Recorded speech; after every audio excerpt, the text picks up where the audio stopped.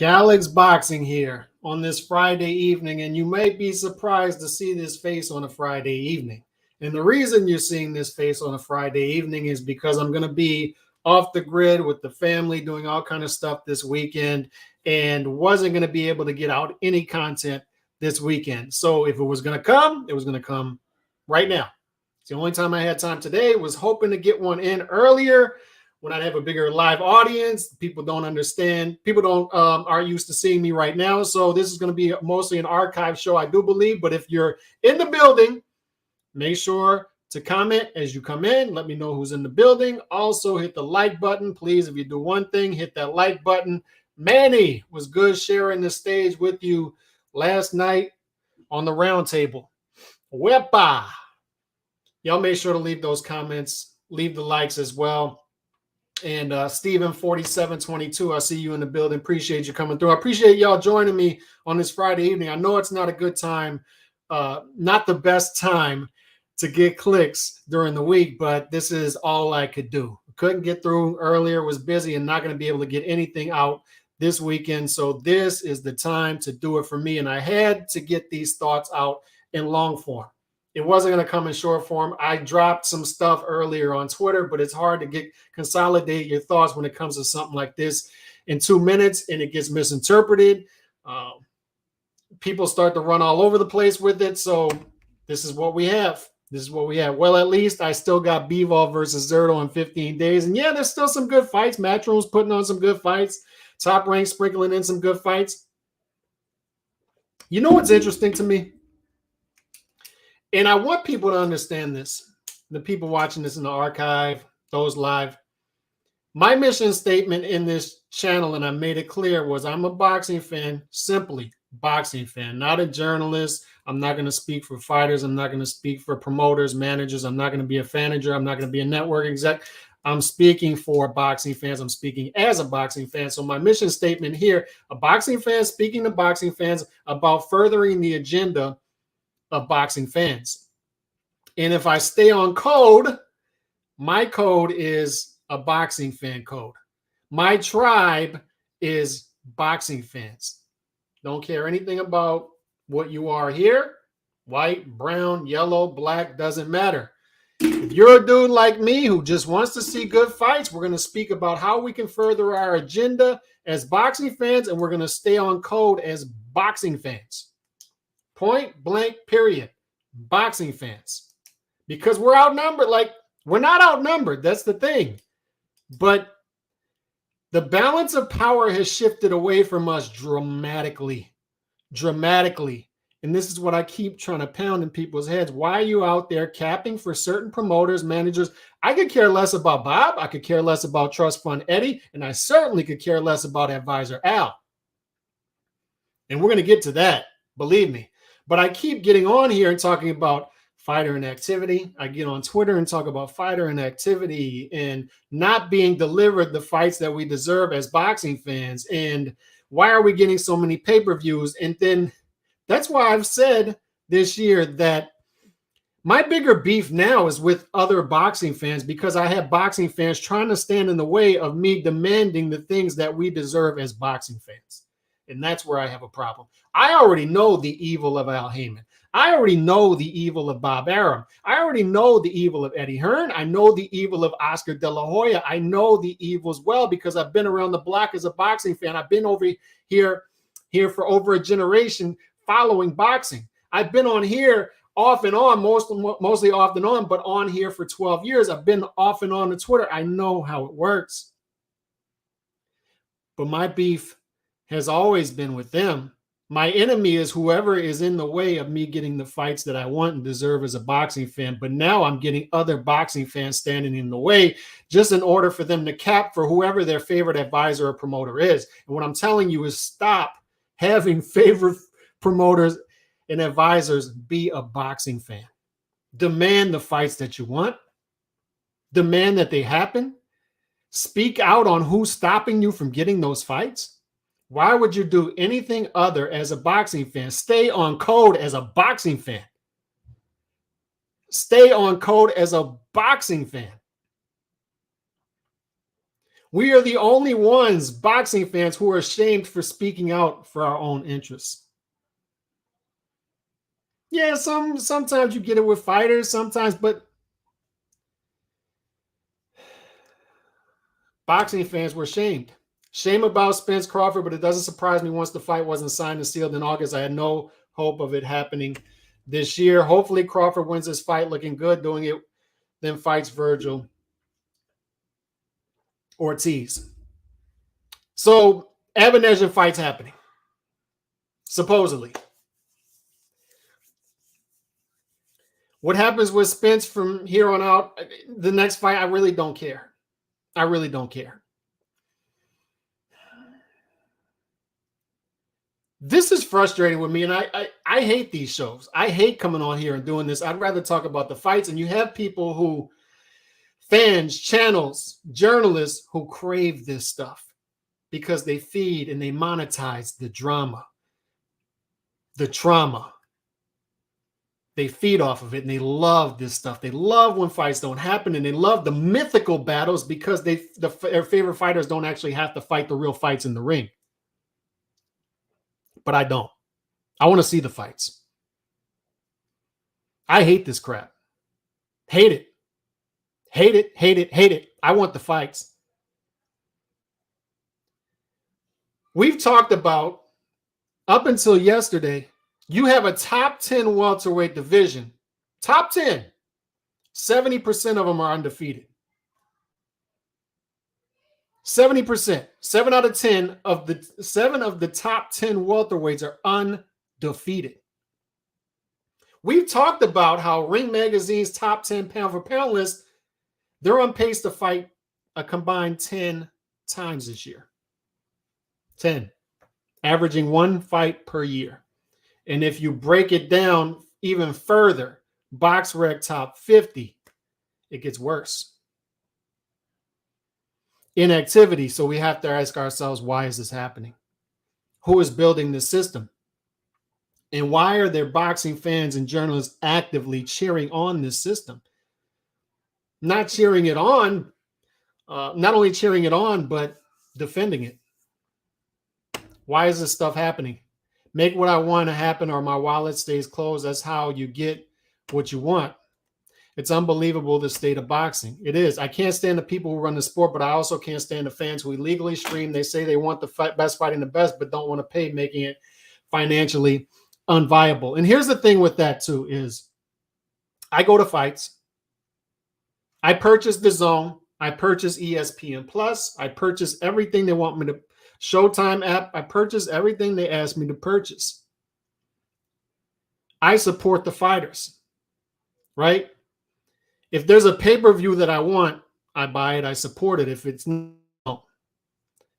Here's the issue I have once again with the fans. I come out here and let's use Wilder versus Helenius as an example. I come out here and bash Wilder versus Helenius because it's not pay-per-view worthy, and then I have fans coming back to me and saying, "Stop complaining. If you don't want to buy it, just don't buy it. Fine." But why are you getting in the way of me complaining about it when I know the promoters and the managers can see my videos on Twitter? I know that because Leonard Ellerby follows me on Twitter, one of them, and I know why he follows me on Twitter. It's not because he likes my content. But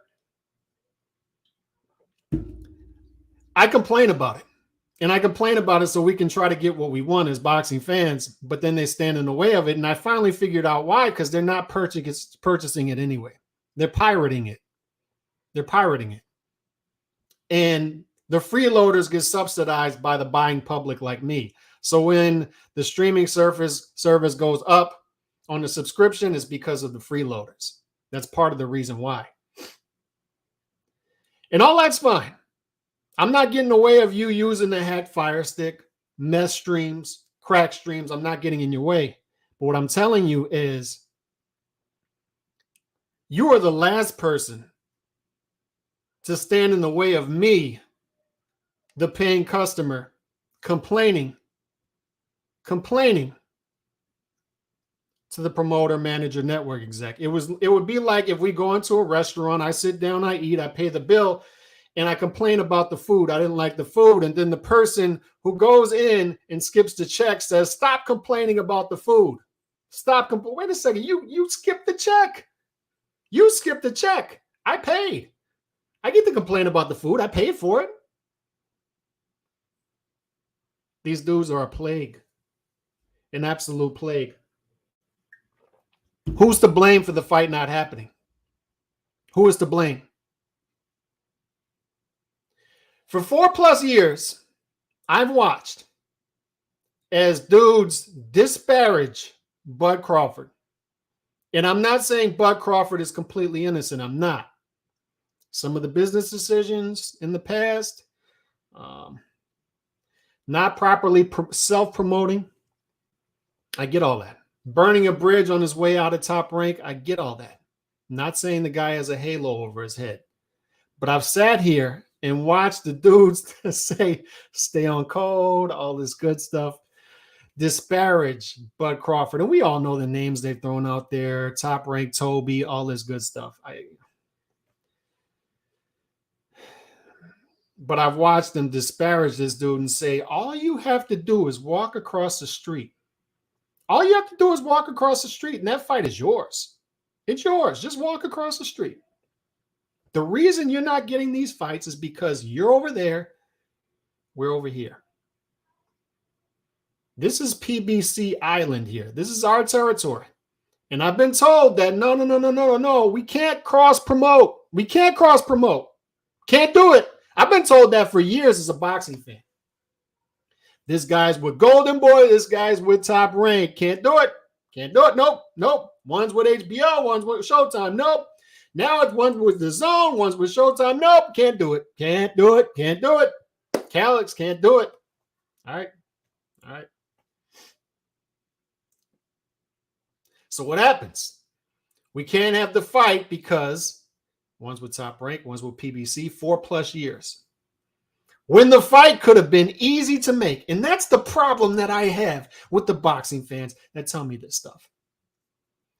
The problem is that was an easy fight to make. And they brainwashed you. They propagandized you into thinking that it wasn't. How? Al could have secured the bag for Errol.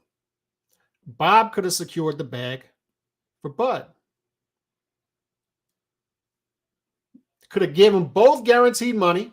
Al says to Bob, you cover Bud and his expenses. Bob says to Al, you cover Errol and his expenses. And the fight's easy to make. It's actually easier to make than right now, and we're seeing that. Bud gets his guaranteed money from Bob. Errol gets his guaranteed money from Al. Errol and Al.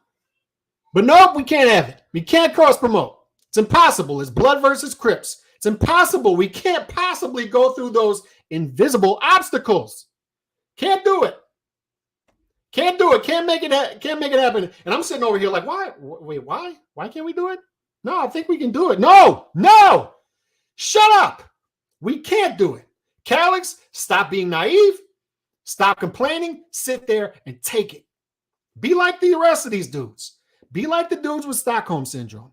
Be like the dudes on PBC Twitter who are Stockholm Syndrome heavy, Ike and Tina Turner heavy. Sit there and you take it. Sit your ass down and take it. Fight's not happening. We're going to dance around it. We're going to keep dancing around it. So what happens? Bud beats Sean Porter. Knocks him out. And that would have been a perfect segue to Errol versus Bud. Perfect. Highlight reel KO or stoppage. Biggest win, single win of Bud's career. Perfect segue. So what happens? Bud becomes a promotional free agent. Free to work with whoever he wants. He signals in the post-fight press conference. What does he signal? He says, if Bob couldn't make the fight for me before because I'm not a PBC fighter, I got to go over there and get the fight. I know that's what I got to do. So what does he do? Becomes a promotional free agent. What are we on day 330 now of this dude being a promotional free agent? Still no fight. Bud becomes a promotional free agent, and what happens? What happens? They announce Errol Spence versus Yordenis Ugas in a unification fight. And they tell us, look, I know you want Errol versus Bud, but look, this makes Errol versus Bud bigger. It makes it bigger. Why does it make it bigger? Because it's for undisputed. Trust us. Trust the process. Stay on code. So what happens? Errol fights Ugas. And by the way, when Errol fights Ugas, I'm being told now that Errol can't comfortably make 147 anymore. Do you remember the weigh-in for Errol versus Ugas? Errol's giving interviews after saying, "It's the best I've ever felt. I should have hired a strength and conditioning coach and a nutritionist earlier because I made weight so easy. Look at me. I made weight so easy. Look at my skin. Look at my body. I feel great. It's the best I've ever felt at this weight." Beats Ugas, stops him. Now all of a sudden yesterday, we start to hear things on Twitter that I don't feel so good at 147. It's so tough now. So what happens? Errol beats Ugas. Once again, stoppage. One of the best wins of Errol's career. Perfect segue to go Errol versus Bud. So what happens now? We're sitting here October 21st, 2022. And we're getting Bud versus Avanesian in December on some sort of app I've never heard of. And apparently he's getting more money for that fight than he was being promised for the Errol Spence fight. Because of course. So now the propagandizers are trying to propagandize intelligent boxing fans into not taking sides. Before it was cool to take sides. Now, today, it's not okay to take sides. We don't know anything, guys. We don't know what happened behind the scenes. Just don't know. Just don't know what happened behind the scenes, guys. So we don't know. We can't blame Al. We can't possibly blame Errol. They're just the fighters. No, we can't blame anybody. So now they're trying to propagandize us to not take sides after they've been propagandizing us to take sides. So what do we do with this? For me, it's simple. What's my motto? What's my mission statement for this channel? I'm a boxing fan speaking to boxing fans about how we can further the agenda of boxing fans, how we can get our fights, how we can get this thing back on track. How can we possibly get this mess back on track? PBC signaled this months ago. Who is it? Tim Smith from the PBC saying fans are pirating. We can't possibly make money with this fight. Floyd Mayweather does an interview on October 7th saying, do not listen to these journalists. And by the way, the journalists are hilarious with this. Absolutely hilarious. And he's saying, don't listen to the journalists because Al Heyman's like a dad to me. I'm like a son to him. I speak to him every day. And this fight's not happening anytime soon. It's not happening anytime soon. And what's the PBC way? What's the PBC way? The PBC way is not to build fights traditionally, not to fight them in the traditional manner in which fighters win fights, organically build up their base, and then we get that tension between the two fighters, but they both put on career great performances and then they fight each other. They don't do it that way. Marinate, over marinate, and build it up through the rumorville. Build it up through the fight's not happening because of this guy, fight's not happening because of that guy, Twitter beef, Instagram beef, TikTok beef.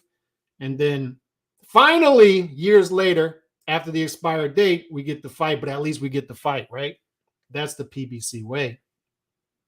But Floyd signaled to you on October 7th that the fight wasn't gonna happen. Why do I bring that up? Because when I hear Tim Smith say something like that, when I hear Floyd say like that, something like that about the pirating, they're blaming the fans. And then when I saw the smear campaign start against Bud yesterday morning, I said, here it comes. Here it comes. And I knew it.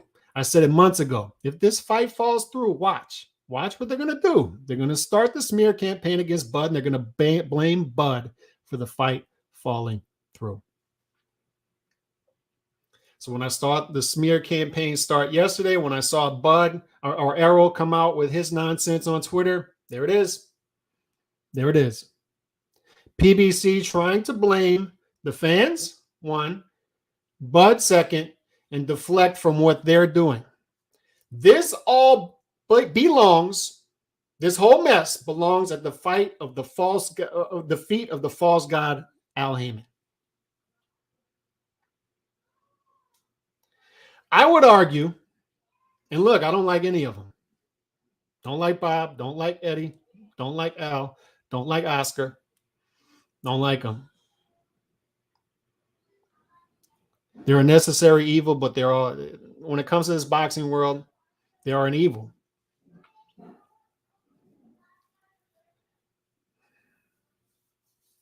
I would argue that the current situation we're in with fighter inactivity, guys constantly posturing, guys freezing each other out, guys aging each other out, it's always gone on. But I'm telling you, Al Heyman has a lot to do with this nonsense. And I directly blame him. For me, it's simple. For this fight not happening, it's Al Heyman's fault. For 4+ years, almost 5 years, you've had number one in the division, number two in the division. I've been told that this guy crosses the street. It was never Errol crossing the street, right? Errol never had to cross the street. It was always if Bud crosses the street. And by the way, as a boxing fan, as an intelligent boxing fan, who would you trust more to deliver this fight? Do you think it would be Top Rank or PBC? Based off of history and track record. But I was never told, never heard, Errol needs to cross the street to go fight Bud, number one and number two. No. He stays here. Bud's over there on Top Rank Island at 147. He needs to cross the street. Fine. Fair enough. Bud crosses the street. What happens? Not a damn thing. Promotional free agent, 330-something days. Not a damn thing happens. And this is where we are with boxing. And this isn't just PBC. I was just out there saying, why in the hell did it take a year for us to get Josh Taylor versus Jack Catterall too? What have we been doing? What have we been doing? In the meantime, this dude drops all of his belts and he's sticking around to fight Jack Catterall.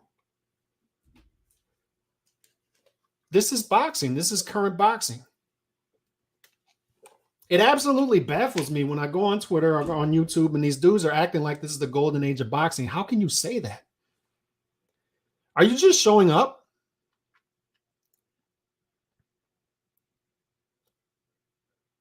So it's not just PBC. This is a widespread problem in boxing. How do you get to 70% of the fighters in the top 10 of a division undefeated? And fellas, I have people out there saying on Twitter and YouTube that it's the strongest division in boxing. What the hell is wrong with you? What the hell is wrong with you? The welterweight division, it looks like ground zero. 70% of the division is undefeated.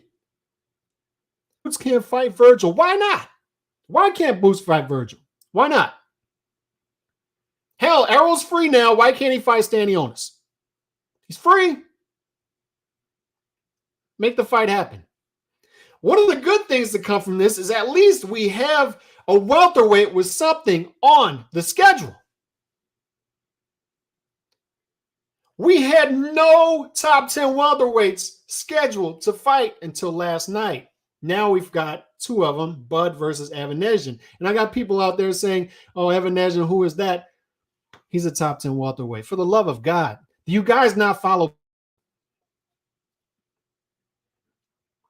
So if Spence is just busy doing nothing, at least fight Stanionis. You've been paying him step aside money, step aside money, step aside money. At least go fight him. Do something. How are they going to try to sell this as a super fight, as a big fight?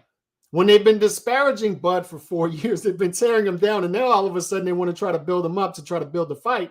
And then on top of that, they were going to try to put this fight in the beginning of 2023 when both fighters fought a combined one time in 2022.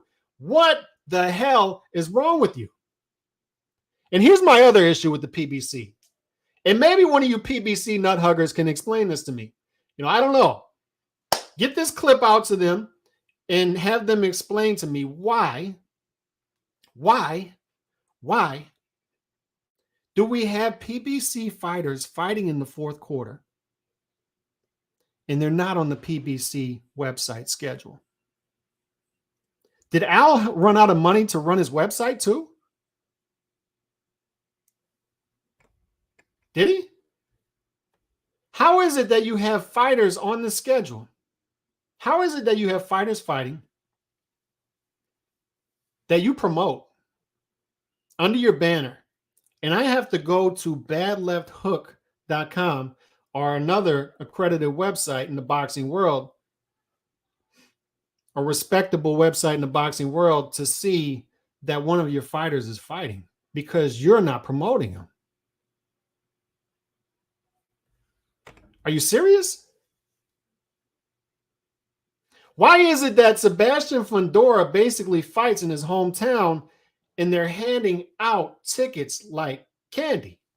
I got dudes hit me up, texting me, look what they do. Look at Sam Watson texting me, asking me if I need free hotel rooms for the fight. He's giving me 4. I had one dude telling me he got 20 free tickets for the Fundora fight by the PBC. The C in PBC stands for comps, comping. How are they making money? But they're not promoting their fighters. They're not actively promoting their fighters. That's embarrassing. Like, I can go on badlefthook.com and see that Morrell Jr. is fighting November 5th. I can see when he's fighting, who he's fighting, where is he fighting. But I can't go on premierboxingchampions.com and see when Morrell Jr. is fighting because they don't even care enough about Morrell Jr. to put him on the fight schedule.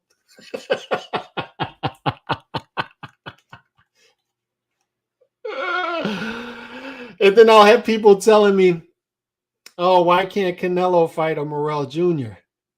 Maybe if Morrell Jr.'s promotional agency actually promoted him, then the fight would be easier to make. Maybe if Morrell Jr.'s promotional agency actually put him on their website, on their schedule, when he has a fight scheduled, then Morrell Jr. will be more marketable. Hell, showbox cards, not on the PBC schedule.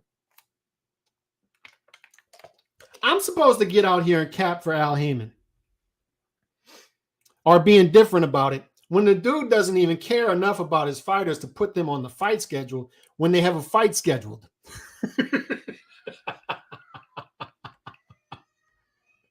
Let me get to some of these comments. The people who run the sport don't care about the sport or the fans. All they care about is where the money and how I can get in my pocket. And what it is, man, is they're all raiding the cookie jar. They're all raiding the pantry, right?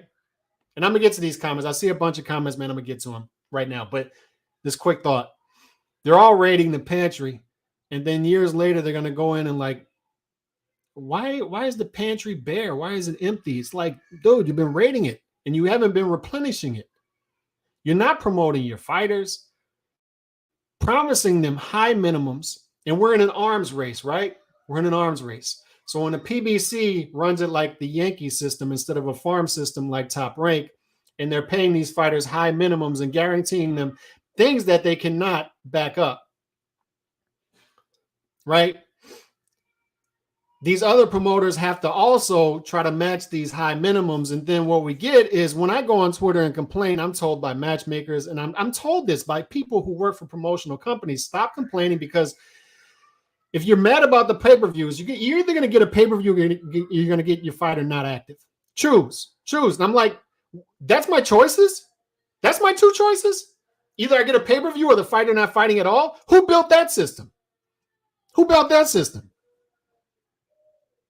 And then the fans are going to get mad at me for pointing it out instead of getting mad at the people responsible for it. How anybody can look at this today and blame Bud, it does not make sense. Once again, Bud does not have a halo over his head. Bud does not do self-promotion. Well, Bud burnt the Top Rank bridge. Bud re-signed with Top Rank, even though the fighters were over at PBC. I get all that. But what this shows you here is even if he went over to the PBC, how is he going to get the fights? How is he going to get the big fight? Because they're jerking him around right now. Appreciate the super chat, Nando. Showtime PBC have champagne taste, but a beer budget. That's a good way to put it. Their budget and fight dates pale in comparison to our ESPN, yet they always the A side. Yeah, and here's the issue too. And look, the UFC has this issue too. The UFC, when it comes to their top fighters, they have an inactivity issue as well. Because they have such a huge roster and only so many dates in the budget that the top fighters are fighting once per year now. Even in the UFC. They'll be lucky to fight twice per year. And the PBC has such a huge roster and they have an even smaller budget that I'm hearing all kind of excuses as to injuries when it comes to Jermell Charlo, Tim Tszyu, why that was pushed back to January, why Benavidez was pushed back to January. The fights are in January because they didn't have anything left in the 2022 budget. Stop being stupid. They don't have it in the budget. And what I'm saying, man, is I don't care about any of that. I'm surrounded by UFC fans in South Louisiana. I talk to them every weekend. I'll have some over tomorrow, to be honest. And they'll be watching the pay-per-view over at my house during the afternoon while I'm watching college football. And when I talk to them, they're happy. And I used to be as naive as the current boxing fan when I would talk to UFC fans and say, look how our fighters are getting paid and look how your fighters are getting paid. Y'all suck over there. And they're looking at me with blank stares in my face. And I'm trying to figure out why the first couple of times I have these conversations. And the reason why is they don't understand that mentality. And I'm envious of that now. I didn't get it at the time, but it makes perfect sense. Why do I care? They're giving me fights. I'm happy. I'm sitting here happy. I don't care about the pocketbook of my favorite fighter. I don't care. He's fighting. I'm getting good matchups monthly. The pay-per-views are every month, but at least I know when they are in advance. I know who's going to be on well in advance. And I have a bunch of UFC fans around me because they built a great product and we can get together and pool together the money to watch the fights. And they're happy. They're happy. It's amazing to me that in 2022, boxing fans could still think that fighter pay is a flex to UFC fans. It's not. They don't care. They're too busy being happy. They're too busy getting the fights they want. They're too busy watching number 1 versus number 2. And number 3 versus number 4. And number 5 versus number 6. And number 7 versus 8. They're not being told you can't get number 1 versus number 2 right now. Why can't I? Oh, because this guy's over here, that guy's over there. Yeah, but really, that would be easier to make because you can promise your fighter his minimum. That guy can promise that fighter that there's less risk there. You know, you can do it that. No. And they brainwash boxing fans to think that these fights between cross-promotional fights are not makeable when they are. In some cases, Bud versus Errol, they're more makeable than if they're under the same broke-ass umbrella. Because that's what PBC is, a broke-ass umbrella. What happens to the 150 they were offering Canelo Alvarez? They were happy to splurge for that. But I'm told Errol Spence is the big fish, and they can't offer Terrence the $10 million he's supposedly getting for Avanesian by whoever is going to pay that. And don't look, I'm getting Triller vibes with that. I am, but I'm just saying, bad look. Bad look for the PBC. 4+ years. Almost 5 years. If Bud goes over there, the fight is done. It's done. Yeah, but no, Calix, stop. It's done. It's done. It's a done deal. Al will get that fight made. Super quick. Super quick. Don't worry about it. All Bud has to do is leave Top Rank and get the fight immediately. What happens? Spence versus Ugas. Wait, what? Yeah. Look. We'll go over there, consolidate that fight against Ugas, consolidate those belts. You get that one next. Get it next. Stop complaining. Get it next. Okay, all right. Mr. Gullible fighting fan over here. Yeah, we'll get it next. Undisputed. Yes. What happens? We're sitting here on a Friday night, and I'm seeing people blame the fighter who was promised that if he left and went over there that he would get the fight. He goes over there, doesn't get the fight, and I'm watching them blame him instead of the dude that has a big say in why we are where we are in boxing today with fighter inactivity, with high minimums, etc. I was told years ago that we weren't going to get pay-per-views anymore with the PBC. I was told we're going back to network TV, CBS, NBC, Fox. What happens? We're no longer on network TV, and pretty soon we're not going to be on Showtime. So I'm watching these dudes, and that's why I say my biggest beef is with the boxing fans now is the ones who get in the way of me complaining. The freeloaders who sit at the restaurant and complain that I'm complaining about the food that I paid for.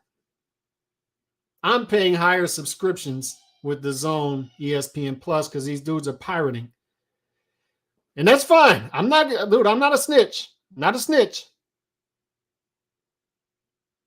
Not a snitch. You're not looking at Sammy the Bull over here. You want to pirate, go pirate. All I'm saying is don't get in the way when I complain. Don't get in the way. Because I'm buying all this stuff. The pay-per-views I don't want to buy, I don't want to buy. I show it with my pocketbook, what I support, what I don't support. But all I'm saying is freeloaders don't get in my way when I complain. And I'm supposed to get over here and be indifferent about the dude who consistently does not land us big fights. Consistently, on a consistent basis, doesn't, because his model is broken. His model doesn't allow for it. It doesn't allow for it. He's not picking up young talent, building it, putting these fights where it belongs.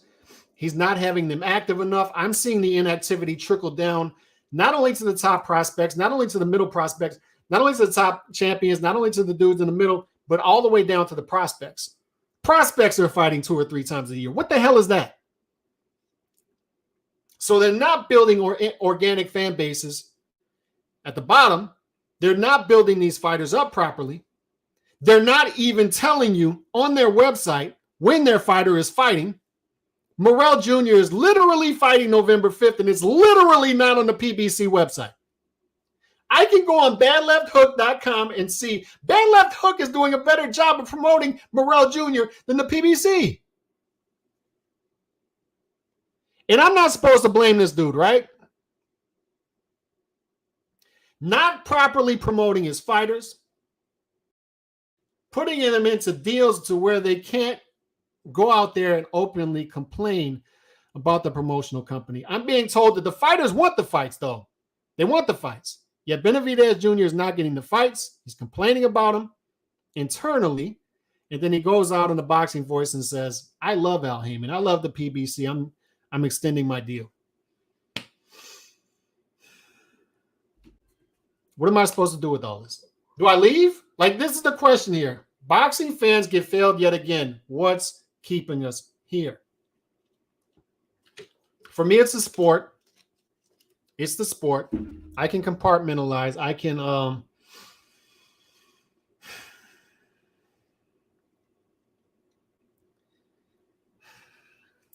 this is frustrating. These shows are frustrating to me. I don't understand how people can do this. I don't understand how people can do this. My bad for getting this super late. Crawford Bud should have been a trilogy by now. Thank you. Thank you. Imagine their steadily growing paydays after 3 great fights, Tank, Jamel, Benavidez, etc. on same path. And this is my point. It starts way before they start to negotiate fights, building big fights. And this is something to his credit. And I know I hate to give promoters any type of credit because I hate them, but in some cases it's due. Bob Arum Top Rank still does the best job of finding young talent. And go look at it. Go look at their young roster, building it up properly. And then on occasion, delivering the fights that matter when they matter, for the most part, for the some part. But the point is, they get in the position to do it because they're building from the very beginning, intelligently. It's a farm system versus the Yankees, right? With the PBC, it's just purge other people's rosters, throw out things, make promises that you're not going to be able to keep. And then what happens? The boxing fan ends up paying for it. Because Al cannot keep these promises to these fighters. He can't. And it trickles down to the other promotional companies because guess what happens? In order for them to keep a roster, they have to start matching what Al is paying these fighters. So we get more inactivity and more inactivity and more of or less of 1 versus 2, maybe 2 versus 5, maybe 3 versus 6. We get these stalemates, we get constant posturing, and we get less fights and we get less meaningful fights. I've illustrated on this channel the boxing odds every weekend. Minus 2,000 favorite, minus 1,500 favorite, minus 800 favorite, minus 1,200 favorite. Where I'm just sitting here like, where are the even odds? Where'd they go? Where did the even odds go? Where are they? Where'd they go?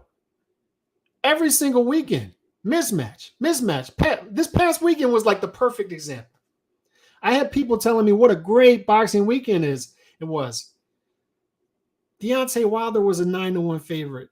Caleb Plant, an 11-1 favorite. Devin Haney, a 9-1 favorite. And they're passing this off as a great night in boxing. That's how far they've moved the goalposts against us. And what I'm telling people, the boxing fans, is this. Once again, I'll repeat my mission statement here. Boxing fans speaking to other boxing fans about how we can further our agenda as boxing fans. That's it. The only agenda I care about. This, skin color, don't care. Don't care about any of that. And if you want to like your favorite fighter because of skin color, you're perfectly, look, I'm not mad at that. But what I'm saying is that when it starts to cloud your judgment, I'm staying on code as a boxing fan. Black, white, brown, yellow, don't care. Give me my fights. Whoever gives me the most fights, whatever fighter gives me the best fights consistently, I'm going to be a fan of that fighter. I'm not Mexican. Love the hell out of Bam Rodriguez. Mexican-American Bam Rodriguez. Love him. Love him. Love the fact that Devin Haney went to Australia twice to fight Kambosos. Love him. Love him. Give me more of that. Give me more of that. Shakur Stevenson fights Herring, fights Valdez. Love the 3-4 fight run he's been on. Love him. Whoever gives me the best fights consistently gets my support. In a way, gets it, knocking dudes out. Don't care where you come from. Don't care what you look like. Give me my fights. Give me my fights. And I'll stay on code for that. Hope both Spence and Crawford lose their next fight in good riddance. And I'll tell you this, HLD. Here's what I'll tell you about this. Here's where we're at right now. with this constant posturing and stalling. We have two dudes who are not, and boxing fans have an issue with this too, because I see boxing fans do this. Boxing fans act like fighters are in their prime much longer than they're in their prime. A fighter's prime may be 2-3 years. Spence is not in his prime. He's past it. Crawford's well past his. Crawford's 36? So these dudes better stop messing around. I'll tell you that. They better stop messing around with this fight. And once again, that's Al's fault. But I'll tell you this. Evan Edgin's a good fighter. It's not an easy fight. What else? Stanionis has been paid step-aside money, step-aside money, step-aside money. When it comes to Errol Spence, Stanionis is not an easy fight if they mandate that. And it looks like Stanionis is going to exercise that and say, I want my fight now. Since you're not fighting Bud, since your advisor has advised you against it, you're not fighting Bud, come see me now. Come see me. Stanionis is not an easy fight. Spence can mess around and lose that fight if it happens. But what we'll likely get, and I think there's things going on behind the scenes, because when I read between the lines, when I read the stitches on the fastball, and when I hear Spence say things like, I don't know if I can make 147 anymore. I don't know I can do it. Even though before the Ugas fight, looked great on the scale, easily made it, talked about how I love my nutritionist. I feel greater than ever at 147, even said it after the fight. The tune has changed. So does he drop the belts, move to 154? If he don't want to fight Stanionis, if they force that, does he just drop that one belt? The Keith Thurman fight, it seems like they want to make that one badly. So do they pay Stanionis step-aside money again to fight Keith Thurman? Keith Thurman, who, by the way, hasn't won a meaningful welterweight fight since the beginning of the Trump administration.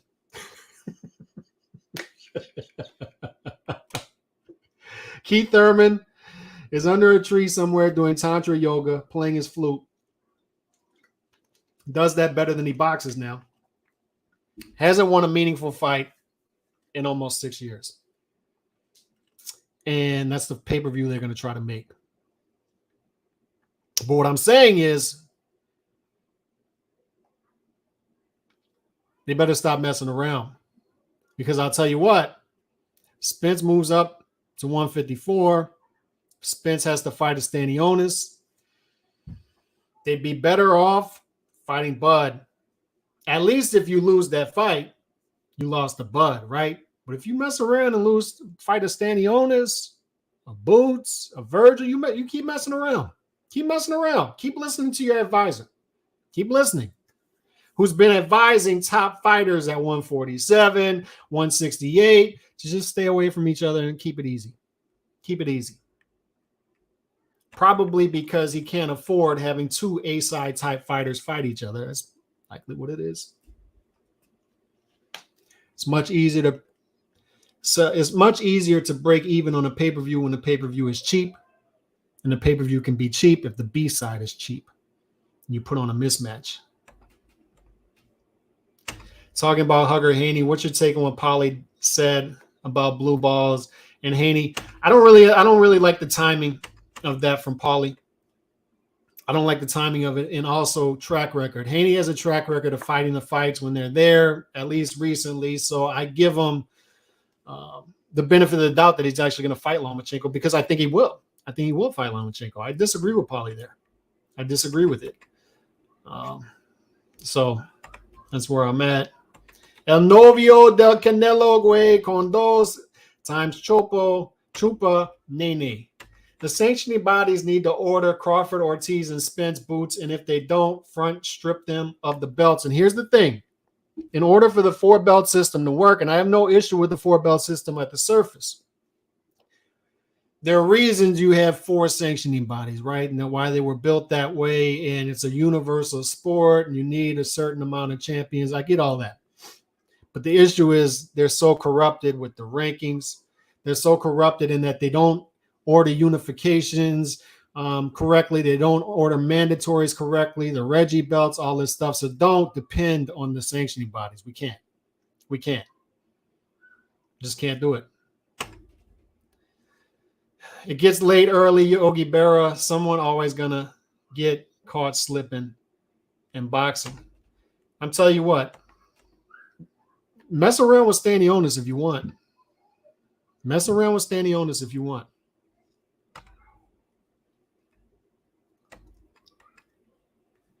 But I'll tell you this, the risk versus reward when it comes to Stanionis, you had a legacy fight at your grasp, and your advisor couldn't deliver it for you. Your advisor couldn't deliver it for you. It was in your grasp. Legacy fight. Even if you lose that fight, at least you fought it. As Nando said, this should have been a trilogy already. If it's a trilogy already, we get 3 fights. Maybe you lose some, maybe you win some, but we moved on. You can move on to other fights. You're building your resume. And we'll always remember you. And you're going to have stupid dudes on Twitter clowning if you get knocked out in a big fight. I get it. But 10 years from now, I'm going to remember you fought the fights. And I noticed that when I was in Vegas. And I don't do this to name drop, but when we were hanging out with Cotto at the bar on Saturday night, one thing I noticed was every 30 seconds the conversation was interrupted because Mexican fight fans, Canelo fans, kept coming up to take pictures and get autographs with Cotto, and they were so complimentary of Cotto and his career. Canelo fans. And it was the Canelo fans recognizing that this dude fought the fights, and we're sitting there talking about old fights that he fought, and I'm thinking in my head, like, 20 years from now, do you think that Tank's going to be sitting at the bar and fans are going to walk up to him and say, I remember that Raleigh fight. I remember that Matty Obadios fight. Come on. I just give that specific example because it's the easiest, but there's a difference in mentality. You fight the fights, eventually you're going to get that credit. You're going to get your flowers from the fans. You're going to be sitting at a bar 10 years from now and dudes are going to keep coming up. Dudes, like grown men taking pictures with you and saying, I appreciate what you did as a fighter. I didn't like you then, but I appreciate what you did as a fighter. You may have lost to Saddam Ali. You may have lost to Mayweather. You may have lost this fight, but you fought the fights. You may have lost to Margarito in the first fight, but you fought the fights. This is the mentality we used to have. Now it's protect the O. Now it's play it safe. And it pains me, man. Like it hits me. It hurts my heart when I see boxing fans parrot this stuff and become managers and speak as managers and speak as promoters and speak as network execs. And what I'm telling you is this situation right here is easy. And it's a litmus test. To me, this is a good litmus test today. It's if you're believing the smear campaign, if you're believing the propaganda, and believe me, everything coming out of that network, it's well executed. Well executed. It's well planned. Feed this to this journalist. Tell him that this fight's imminent. Tell him that it's coming. Tell him that the planned date is here. And then all of a sudden, Floyd comes out and says, none of this is happening. It's not happening. Floyd goes on a podcast October. No, this is not happening. They're constantly playing both sides of it. And then they run a smear campaign on Bud when it looks like it's going to fall through. What I'm saying is it's a litmus test. It's if you're one of the fans out there, Bud Crawford, and believing, because I'm being told by people, none of us know what happened behind the scenes. No. All right. So if you're one of the people blaming Bud, I have to assume like you're just not a high intelligence boxing fan. Because you can't read the stitches on the fastball. You can't read track record. You can't read PBC's history when it comes to the welterweight division the past 4, 5, 6 years. You can't. That's number one. If you're one of the boxing fans that is just indifferent to this right now and saying, we don't know what's going on behind the scenes, I'm going to give everybody the benefit of the doubt.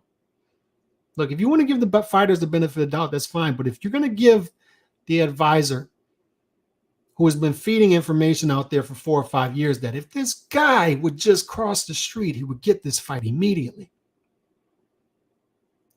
immediately he would get this fight. If he just all he has to do is cross the street while simultaneously running a smear campaign against this guy for almost 5 years. Top-ranked Toby, etc., etc., etc., and feeding this to these propaganda machines, these propaganda channels, these propaganda Twitter spaces. If you're one of the people indifferent to this and you just don't want to blame anybody, then I have to assume you're at least a little bit done as boxing fans. But I think the high intelligent boxing fans, and look, it is what it is with the YTBC at this point. Like I said, we're all going to be tribal. My tribe is dudes who just want to watch fights, see the best fights. Don't care. Everybody else is going to have their own tribes. Don't care about this. White, black, brown, yellow. You want to see the good fights? You fight for that alongside of me. We'll get along. When I went to Vegas, chopping it up with all kind of people, all kind of different people, just having fun, having a blast, kicking back beers, buying each other rounds. And that's my tribe. My mission statement again, boxing fans speaking to boxing fans about how we can further our agenda as boxing fans. We have been left in the wilderness. The promoters don't care about us. The managers don't care about us. The network executives who come out and lie, the weasel, they don't care about us. They'll come out here to these journalists and lie to their faces, and the journalists are happy that they're getting the clicks because they have gullible people coming on and believing it. But they don't care about us. They don't. And the fighters increasingly aren't caring about the fans. And there's a bigger disconnect now between the fighters and the fans than ever. And like I said, the fighters don't care enough to promote themselves. The promotional company doesn't care enough to even promote their own fighters at this point, because I just gave you the example that if you go on premierboxingchampions.com, you'll see an empty schedule, even though there are PBC fighters fighting in the next couple of weeks. Morrell Jr. is being promoted better by badlefthook.com, who has him on the fight schedule when the PBC doesn't even have Morrell Jr. on their own damn fight schedule. So when you go to PBC, premierboxingchampions.com, and maybe, like I said, maybe Al ran out of website money too. Maybe he can't hire an editor. But when he doesn't even update his own website to promote his own fighter, what if you go to premierboxingchampions.com to see who is fighting next and you don't see Morrell Jr. there? You don't know that Morrell Jr. is going to be fighting November 5th. You got to go over to badlefthook.com to see that.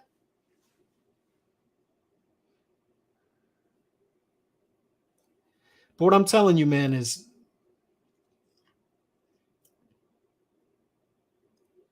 this isn't good.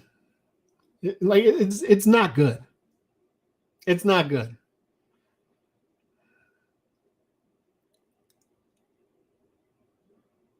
We're out here in the wilderness. You need to be delivering the blame to people who deserve the blame. And look, I've spoken about the issues with Bud Crawford in the past, about the self-promotion, the lack of it, some of the business deals, burning bridges. I get all that, but now is not the time. It's not the time. I'm staying on code as a boxing fan. And being on code as a boxing fan, here's what I tell you, is 100% of the blame. Make it easy for yourself. Look out for your own interests as a boxing fan. Make this simple. Stop with the complexity in this case. 100% of the blame belongs at the feet of Al Heyman when it comes to this. And this will help you in the future get what you want. We have to look out for our own interests as boxing fans. We're out in the wilderness on our own. What's going to further your agenda as a boxing fan? Is it going to be blaming fighters? Or is it going to be blaming the advisor who is advising his fighters to not take top fights. Which is going to be. And what kind of boxing fan are you going to be? Are you going to be the type of boxing fan? And look, everybody is entitled to do what they want. And if you buy Crawford versus Evan, fine, do it. I might buy it. Who knows? You want to buy Errol versus next fight? Fine, do it. Do whatever you want. But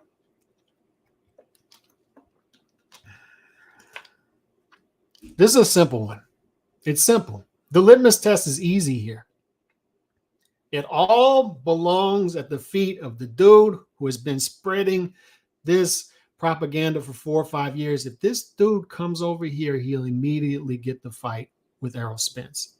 And now, with 330 some odd days into a promotional free agency for Bud Crawford, and we're getting Bud versus Evan because the dude who has promised for 4 or 5 years that if this dude crosses the street, he would get this fight, didn't deliver the fight. I was told it was going to be easy. And I was told it was going to be easier if he crossed the street. That's what I was told. And I want you to pay close attention to this as well. People need to understand this. When I started my videos a couple months ago about the invisible obstacles that they put into place. This guy's with this promotional company, that one's with that one. This guy's with that work, that one's with that one network, so it can't happen. Bloods versus Crips, right? This guy's with UVADA, this guy's with USADA. And I told people those are all invisible obstacles because all these fights can be made. They're propagandizing you into becoming fanagers. They're propagandizing boxing fans into speaking like non-boxing fans. They're propagandizing you to speak against your own interests. They're propagandizing you to speak like Al Heyman, even though Al Heyman doesn't speak publicly. They're propagandizing you to speak like Bob Arum. And this isn't just me criticizing Al Heyman, because when Bob Arum came out there with his small violin, oh my God, I can't, Haney versus Cambosos too, I can't make any money. Well, you shouldn't have done the rematch clause then. And by the way, you made money on fight 1, 2, 3, 4, 5, 6, 7, 8, 9, and you're not going to make money on fight 10. So I'm supposed to pull out the violin for fight 10? No, you're making money somewhere. You're making money somewhere. So save it. I don't care. Make my damn fights. I'm doing my job as a boxing fan. I'm showing my tall ass up in front of the apps that I purchase monthly and watching the fights. Doing my job. I don't want to hear anything about other than that. That's not my issue. It's not my issue. It's not my problem.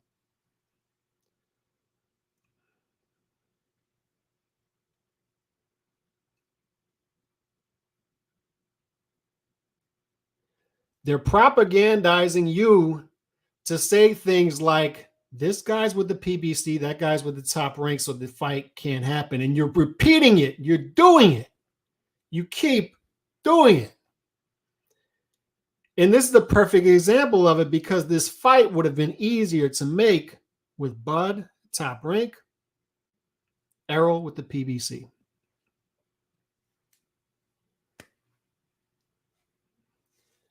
Bob pays Crawford his side. Al pays Errol his side. Less risk on both sides. We have a fight. And as Nando said, we'd have a trilogy by now. But instead, they spread the propaganda that the fight can't be made because that guy's over there, that guy's over there. And sit down and take it. Sit down and take it. And they wonder why we have a dwindling market in America. Because we constantly get the short end of the stick as a boxing fan.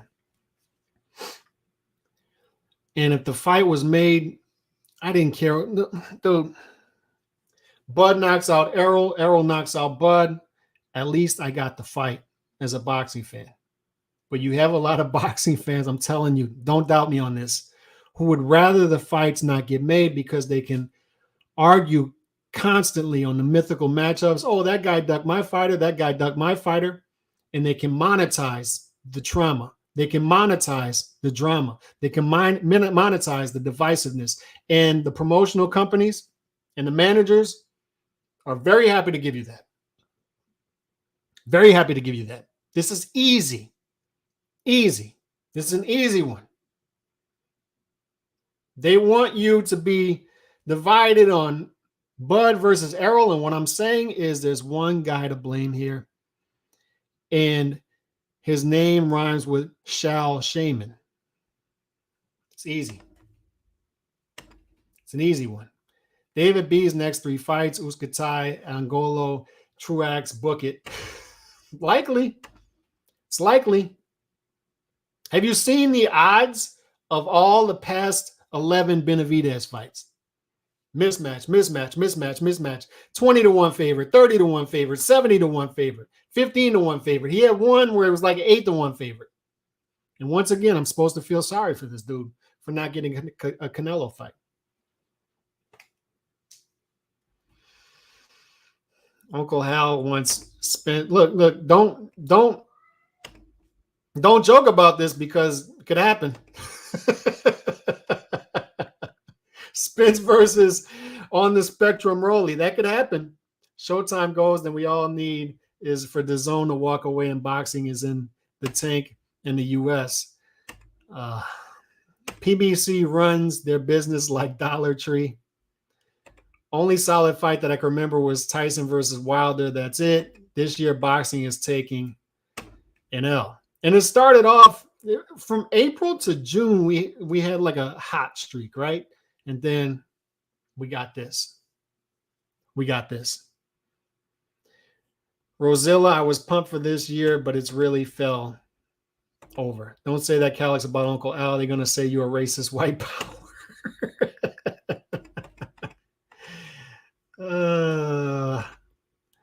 I'm good on both.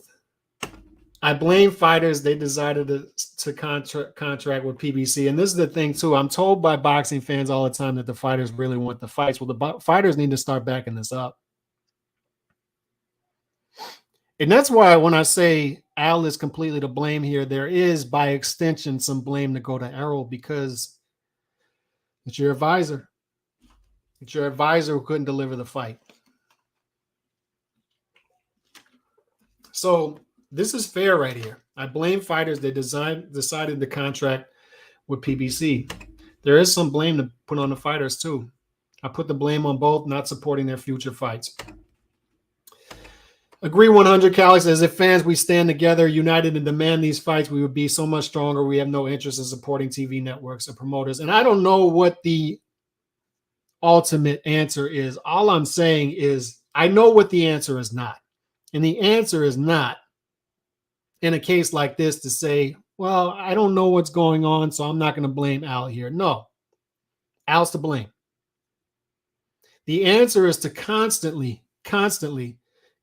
one of the answers is to constantly put pressure on the promoters, on the managers, on the network execs. So when Benavidez's manager comes out and says, we need $7 million to fight Boo Boo Andrade, you say, shut the hell up.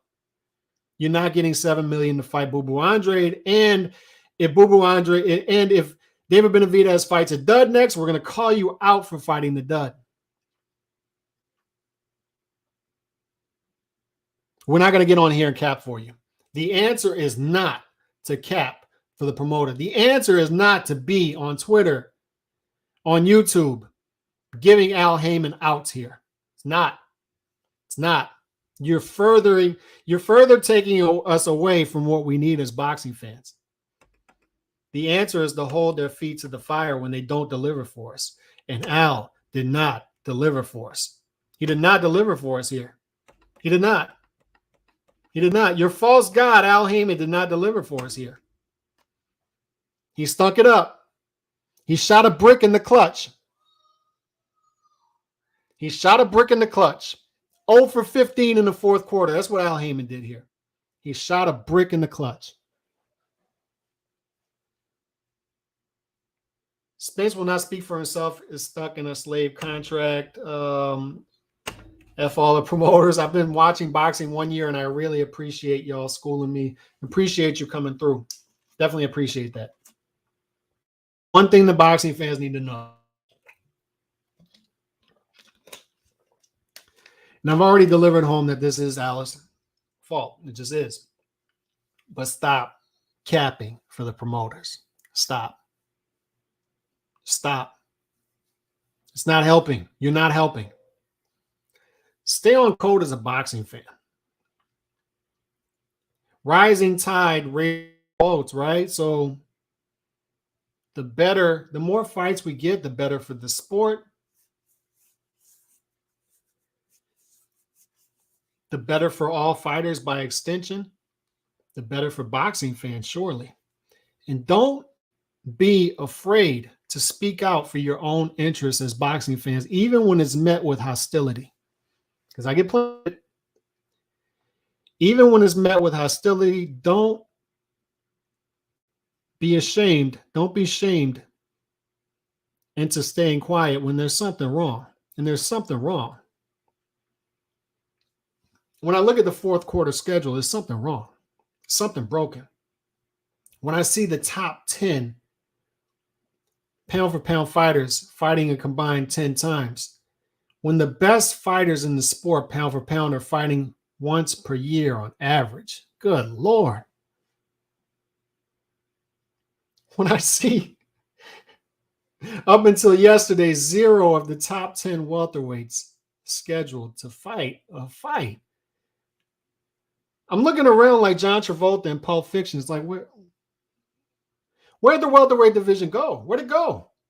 When I see these are sexy divisions. When I see the middleweight division and none of the title holders in the middleweight division are doing anything, nothing. They're not doing anything. It's not just that they're not unifying. They're not fighting anybody. And I'm asking myself, like, what's going on? And I'm being told by people, just shut up. Just shut up. Stop complaining. Shut up.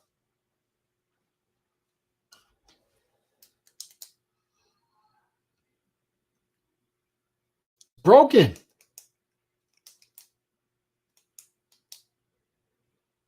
How is it that 70% of the welterweight division is undefeated? Son of a bitch. If 70% of the top 10 in the division is undefeated, they're clearly not fighting each other, and clearly questions should be asked. Like, wait a second.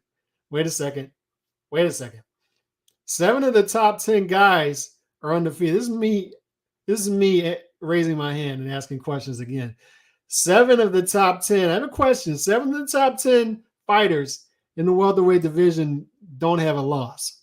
Is that correct? Yeah, that's correct. None of them are prospects, correct? No, they're not prospects. They're, but Virgil is young and Boots is young. Yeah, we can't expect Bud to fight a young up-and-coming fighter. We can't expect Spence to fight an up-and-coming fighter because he's established. We just can't do it.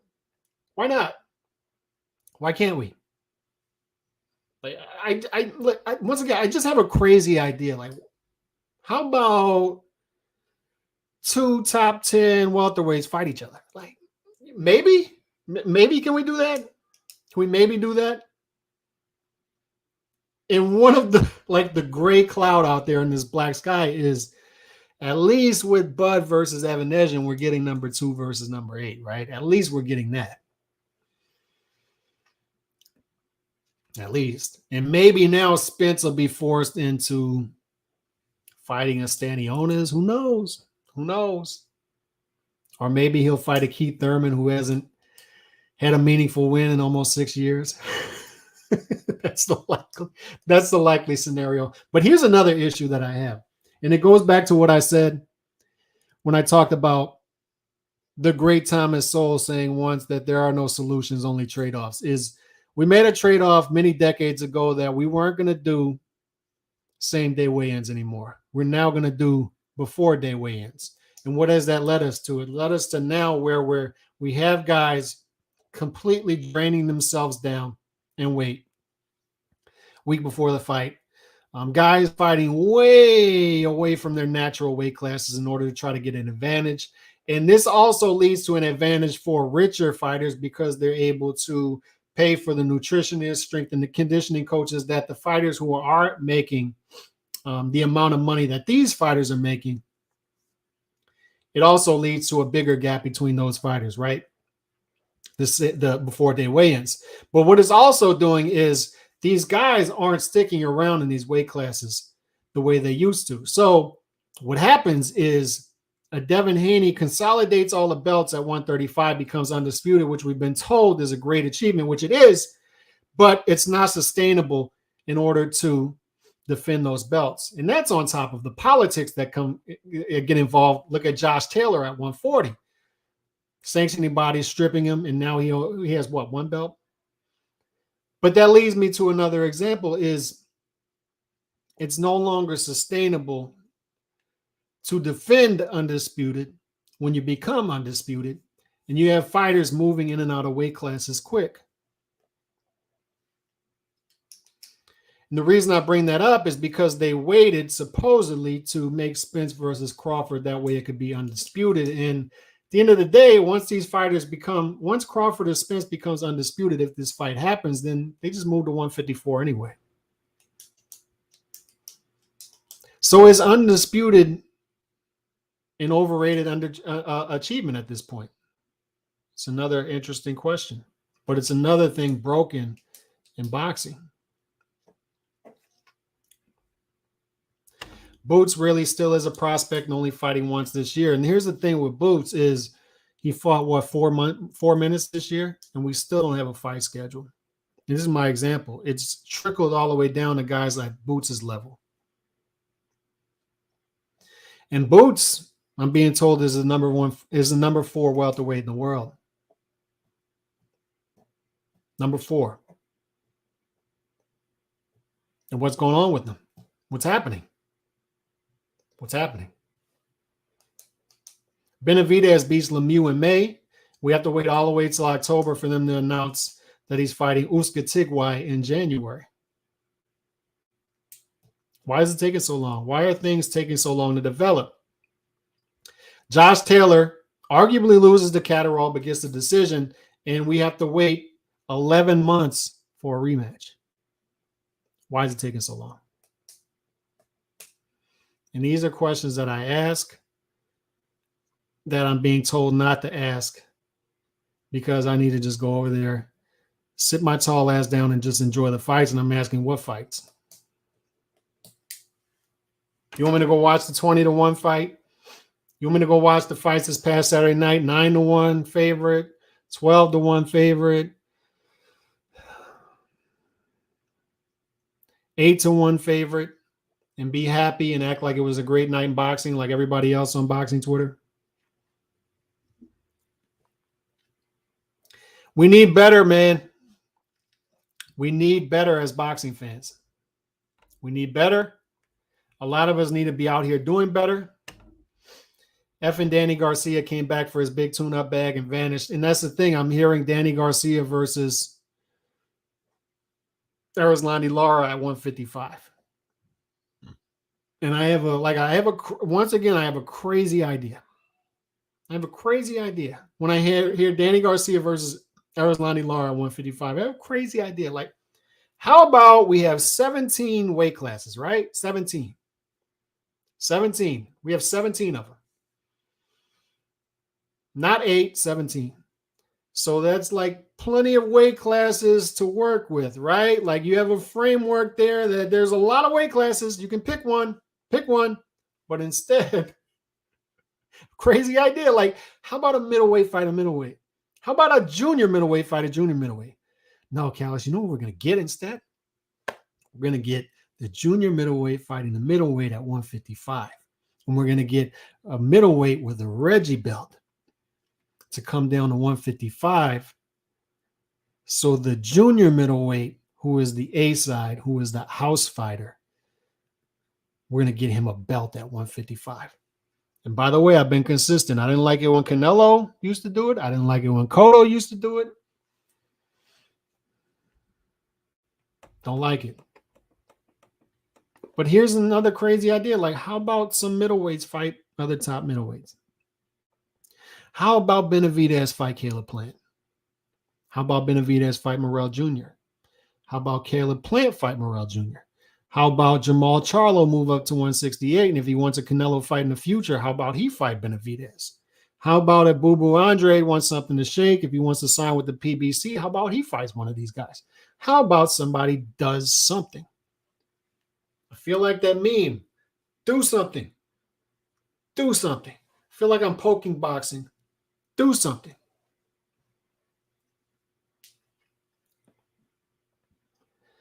This is one of those days, though, man. Like, I never, ever. This is one thing that I never wanted to do, was be the old guy sitting on his porch complaining about the world. I didn't. There's a reason that I still listen to what these young kids are listening to.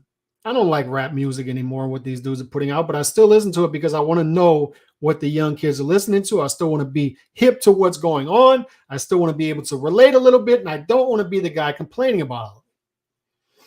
I don't want to be the old guy complaining about, oh, we used to do it better in our days. I never want to fuddy-duddy, and I don't want to be that guy. That's why recently, and that's why a day like this is terrible, and I hate days like this. Because I know in other days a fight like this would have been made. And I tell you what else, it comes down to track record. And when we talk about welterweight fights, big welterweight fights, super fights in the welterweight division, there's a clear track record here as to Al Haymon was involved in Mayweather versus Pacquiao, right? And how long did we wait for that fight? 6 years? How long are we waiting for this one? Al Haymon's been involved in Errol Spence's career. How long are we waiting for Spence versus Crawford? We're now on year 5. Track record. Big welterweight fights before that seem to get made. I don't know. I don't know.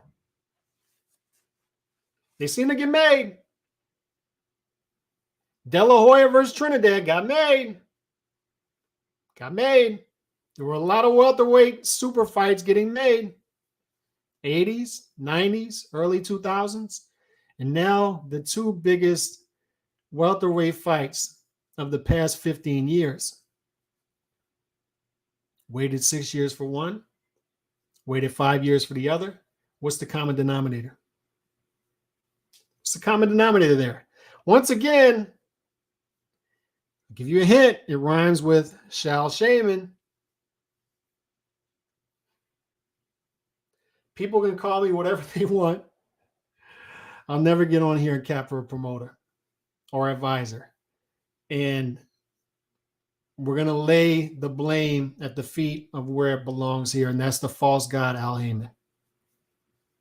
The false god Al Haymon, who couldn't deliver this fight after years of promising that. I know Al Haymon doesn't speak publicly, but he was certainly out there using his propagandists to put out this propaganda that he would deliver this fight immediately if it came to it, and if Bud Crawford went to the other side of the street. Now, Bud Crawford's at the other side of the street just looking around like, I'm here. I'm here. You told me to show up. I showed up. Nothing's happening.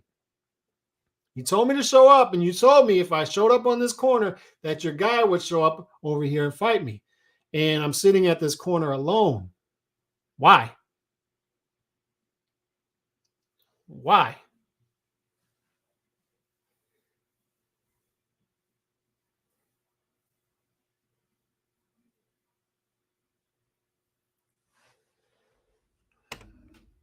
I know for sure Leonard's mad at me.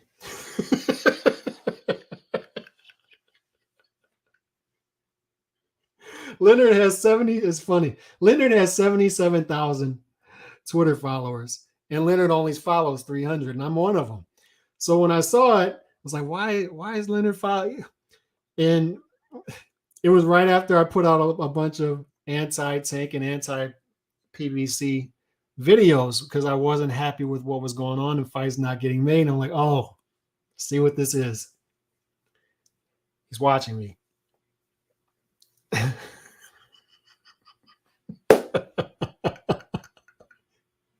He's watching me. And intimidation tactic, I don't know what it is. It's fine. I don't care. I'm gonna put out the content I want to put out. Whether it's 33 people here, 3,300, doesn't matter. I see the other.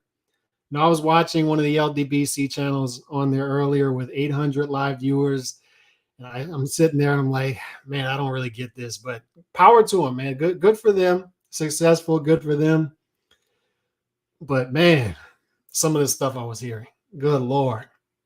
And no matter what I get, small channel, um, engagement is good on Twitter. It doesn't matter to me. I'm going to put out the same content and I'm going to have fun doing it. And the mission statement, once again, boxing fans speaking to other boxing fans about how we can further our agenda as boxing fans. And that's what we need to be about. That's my tribe. That's my tribe. And I'll stay on code with that tribe. And the people who have been here and the people who have supported me will know, and I think they know by now, that I'll never abandon that. Never, ever, ever. Like, never abandon that. Like, if something crazy happens one day and we blow up in the HCP network, I already know for a fact D-Style's not going to abandon that, because he's had an opportunity. He had a really big opportunity to abandon that and get a lot of viewership, a lot of subscribers, and he didn't abandon that. And I'll always respect him for that. And I always respect him for when I was frustrated with the boxing world and said, I'm done with this. And he said, come back, come back, come back, come back. And even if you don't want to have a channel, come on the network and put out your stuff and, you know, come on the round table and ACP and all that stuff. And here's the thing, Nando, we all have a tribe. We're all tribal. It's natural. Like, it's our nature. But what I'm saying is, I guess there's good tribes and bad tribes, right? And there's toxic tribes and there's positive tribes. And I try to be a positive tribe here. And my tribe is, no matter what you look like, what part of the world you come from, we all have the same philosophy as boxing fans. And the philosophy here, our tribe, is we want to see the best fights consistently. That's what we want to see. Whether my favorite fighter loses or not, I don't care. Don't care. I just want to see him fight somebody. And my favorite fighters are going to be the ones who behave like those type of fighters, no matter what they look like, no matter what part of the world they come from. That surface stuff doesn't matter to me. I don't care.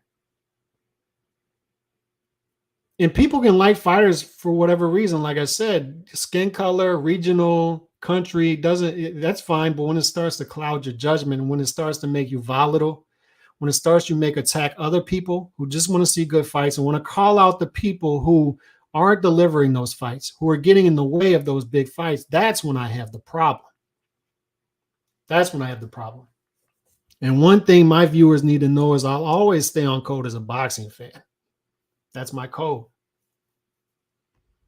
That's my code. We are a wandering tribe looking for our boxing oasis, and that's sad, but it's true.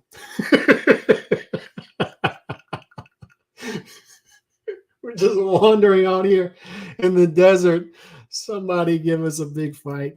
Somebody give us a good fight. I don't care who. I don't care. I don't care what you look like. Give me the fights and I'll embrace you. I'll embrace you. Just give me the fights and I'll embrace you. And that's where we're at, man. We are a tribe, but we are a wandering tribe looking for our boxing oasis. And we are a tribe that is outnumbered. And we are a tribe facing oppression right now. I don't know what else to say about this, but today was a litmus test. And Al Heyman deserves the blame for this. And Al Heyman needs to do better for boxing fans. Al Heyman needs to step up his game. If Al Heyman can't deliver the fights because of reason A, reason B, reason C, I don't want to be told this by the boxing fans, because my response to the boxing fan will be reason A, reason B, reason C is there because of Al Heyman. He has helped build this system. He has been the biggest pusher of this system that makes it tougher to deliver these fights to the boxing fan. Him. If he can't deliver a fight, a big fight within this system, guess what? It's his fault. He created the system. He helped create the system. So I don't want to hear the excuses. Don't. That other stuff we can talk about at a later date. Bud's issues, Errol's issues, self-promotion, burning bridges. I get all that. I get it. But those are issues for another date. Today, we place the blame at the feet of false idol, false god, Al Heyman. He didn't deliver after years of saying he's going to deliver. And once again, track record. The two biggest welterweight matchups of the past 13, 14, 15 years. Who is the common denominator? Al Heyman. 6 years to make one. We're going on year 5 of another one not being delivered. I don't know what else you need to see. Don't know what else you need to see.